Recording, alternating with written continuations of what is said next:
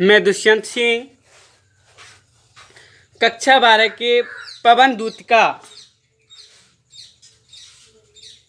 नामक पाठ के बारे में वर्णन करूंगा, जो आपके पद खंड में है। आपकी हिंदी को 5 भागों में डिवाइड किया है: गद्य, पद्य, संस्कृत, व्याकरण और कथा भारती। तो आपका पद खंड है, इससे आपका 10 नंबर का प्रश्न पूछा जाता है। 5 प्रश्न पूछे जाते हैं 2-2 नंबर के इन पद्यांशों से, तो उसी के बारे में मैं वर्णन करूंगा आज। पवन दूतिका अयोध्या सिंह उपाध्याय जी ने लिखा है। बहुत ही मार्मिक वर्णन किया है इसका मानविक अलंकार के द्वारा।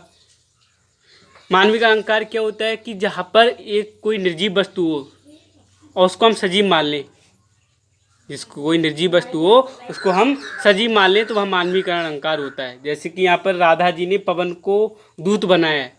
कभी हवा दूत नहीं बन सकती, तो उसको सजीव चित्रण किया है। तो यहाँ पर पूरा सारे पद्यांश में मानविक अलंकार है और अयोध्या उपाध्याय जी ने बहुत ही अच्छा इसमें वर्णन किया है पवन दूतिका में। तो वही बताऊंगा। इसमें क्या हुआ था कि जब भगवान श्री कृष्ण मथुरा चले जाते हैं और वापस नहीं आते हैं, तो राधा जी वियोग में पागल सी हो जाती हैं भगवान श्री कृष्ण की। तो उसी वियोग अवस्था का वर्णन किया है और राधा ने इस पाठ में पवन को अपना दूत बनाया है। तभी हमने पाठ लिखा है पवन दूतिका। तो राधा जी ने इसमें पवन को क्या बनाया? दूत बनाया। अपनी सारी कथा कहने को भगवान श्री कृष्ण से कही है। तो राधा एक दिन घर में बैठी थी, तो पवन आ जाती है और उनको बहुत दुखित करती है। तब राधा उसे डांट कर कहती हैं और अपना संदेश उसके लिए भेजने के लिए कहती हैं। तो आ जाइए, सभी लोग ध्यान से सुनिए और व्याख्या को अपने शब्दों में ही कीजिएगा, क्योंकि व्याख्या की परिभाषा है कि दिए गए शब्दों को बढ़ा चढ़ाकर लिखना व्याख्या कहलाता है। तो क्या है कि बैठी खिन्ना एक दिवस गृह में थी अकेली। एक दिन श्री राधिका अपने घर में बहुत ही उदास मन से अकेली बैठी थी। खिन्ना का मतलब होता है उदास मन से। अकेली बैठी थी और आके आंसू दृग उगल में थे धरा को भिगोते। उनके दृग का मतलब होता है नेत्र और युगल का मतलब होता है जोड़ा, तो दोनों आंखों से मतलब। तो उनके दोनों आंखों से आंसू आ रहे थे और धरा को थे भिगोते और पृथ्वी को भिगो रहे थे। बहुत दुखित थी, तो आंसू आ रहे थे, वो धरती को भिगो रहे थे। तब तक क्या होता है, एक हवा का झोंका आता है। आई धीरे इस सदन में पुष्प सगंध को ले, प्रातः वाली सुपवन इसी काल बतायनों से। तब तक क्या होता है, सुबह को चलने वाली सुपवन अच्छी हवा पुष्प की अच्छी गंध को लेकर खिड़कियों से उस सदन कहते हैं मकान को, उस महल में आई। यानी कि सुबह को चलने वाली हवा प्रातः होते ही उस सदन में आई। और क्या हुआ, आगे राधा जी का दुख और बढ़ा देती है वो हवा। तो वह राधा जी इस हवा से क्या कहती है, वो दुख को बढ़ा देती है। तो उससे दुखित तो और दुख को देखकर वो हवा दुख को बढ़ा देती है। वो अकेली बैठी थी, उनको पास हवा जाती तो वो और दुखित हो जाती हैं। और क्या कहती हैं कि संतापों को विपुल बढ़ता देख के दुखता हो। अब संताप मीन्स दुखों को, विपुल मीन्स अधिक, अपने दुखों को अधिक बढ़ता देखकर राधा दुखी होकर उस हवा से बोली, धीरे बोली सा दुख उससे श्रीमती राधिका हुई। धीरे धीरे दुख सहे श्रीमती राधिका उस सभा से क्या बोली कि प्यारी प्रातः पवन इतना क्यों मुझे सताती। हे प्यारी प्रातः पवन, हे सुबह को चलने वाली प्यारी हवा, तुम मुझे इतना क्यों सता रही हो। क्या तू भी कुलसित हुई काल की क्रूरता से? क्या तू भी इस समय की क्रूरता से दूषित हो गई है? अर्थात तुम मुझे क्यों सता रही हो? आगे राधा जी कहती हैं,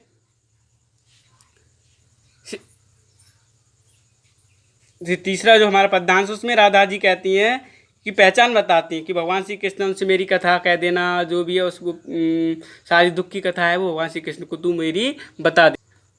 और राधा कहती हैं उस हवा से, हे पवन मेरे प्यारे नव जलद से कंज से नेत्र वाले, जो मेरे प्यारे नए बादलों के समान और कंज से नेत्र वाले भगवान श्री कृष्ण जाके आए न मधुबन से और न भेजा कोई संदेशा। जब से वो मधुबन में चले गए हैं तब से वापस तो आए नहीं है और नहीं मुझे आने का कोई मुझे संदेश भेजा है। इसलिए हे पवन मैं रो रो कर प्रिय विरह में से बावली हो रही हूँ। मैं रो रो कर अपने प्रिय के विरह में, प्रिय के वियोग में कैसी बावली का मतलब पागल सी हो रही हूँ। जाके मेरी सब दुख कथा श्याम को तू सुना दे। हे प्यारी पवन, तू वहाँ जाकर ये मेरी सारी दुख की कथा भगवान श्री कृष्ण को सुना दे। और तू मेरा घर छोड़कर आगे बढ़ेगी तो क्या होगा, वो राधा जी उस पवन को भेज रही हैं और कह रही हैं जब मेरा घर छोड़ के आगे बढ़ेगी तो तेरे साथ क्या होगा, वो आगे इस प्रधान से बताया है। देखिए, जे ही मेरा भवन तर तू अल्प ही आगे बढ़ेगी। हे पवन, जैसे ही तू मेरा घर त्याग कर, अल्प का मतलब थोड़ा, थोड़ा ही आगे बढ़ेगी तो तुझे शोभा वाली सुख कितनी मंज कुंजे मिलेंगी। शोभा वाली, बहुत शोभायान, सुख देने वाली बहुत सारी, मंजू कहते हैं घनी, और कुंज मतलब लताएं। तुझे बहुत सारी शोभा वाली, सुख देने वाली घनी लताएं मिलेंगी। लेकिन तू उस छाया को देखकर क्या कहती है, प्यारी छाया मृद सुलों से तुझे मोह लेंगी। अपनी प्यारी छाया से वो लताएं और अपने मीठे सुर से तेरे मन को मोह लेंगी। लेकिन तो भी मेरा दुख लख वहाँ जाना ना विश्राम लेना। तो तू वहाँ पर मेरा दुख को देखकर, मेरे दुख को देखकर, लख का मतलब देखकर, वहाँ जा ना विश्राम लेना, वहाँ से चली जाना, वहाँ पर तू बिल्कुल भी विश्राम मत करना। जैसी तुझे ये सारी चीज़ें मिले तो तू वहाँ पर मेरा ध्यान रख लेना और वहाँ पर बिल्कुल भी विश्राम मत करना।